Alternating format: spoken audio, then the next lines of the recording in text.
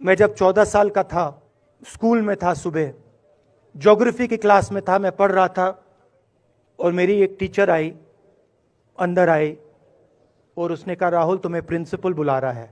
मैं बदमाश था, बहुत बदमाश था जब छोटा था। बहन से पूछ सकते हो क्या क्या करता था मैं, अभी भी करता हूं। मैंने सोचा प्रिंसिपल बुला रहा है, मैंने कुछ गलती की होगी, अब मार पिटेगी। वहां पे केनिंग होती थी, मैंने सोचा था अब केनिंग होगी मेरी। मगर जब मैं चल रहा था, जिस टीचर ने मुझे बुलाया उसको देखकर मुझे कुछ अजीब सा लगा।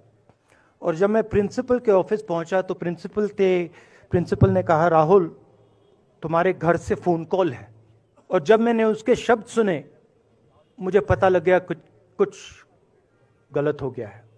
मेरे पैर कांपे और मैंने जैसे फोन अपने कान पे लगाया तो मेरे माँ के साथ एक औरत काम करती है, वो चिल्ला रही थी, राहुल दादी को गोली मार दी। 14 साल का था।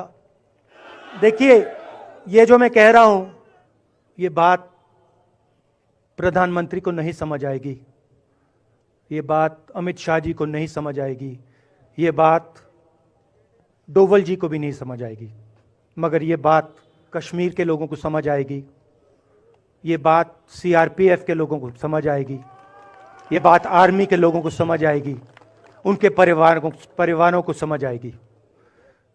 और फिर मुझे गाड़ी में वापस ले गए। प्रियंका को मैंने स्कूल से उठाया, मैं वापस गए और फिर मैंने वो जगह देखी जहां मेरी दादी का खून था।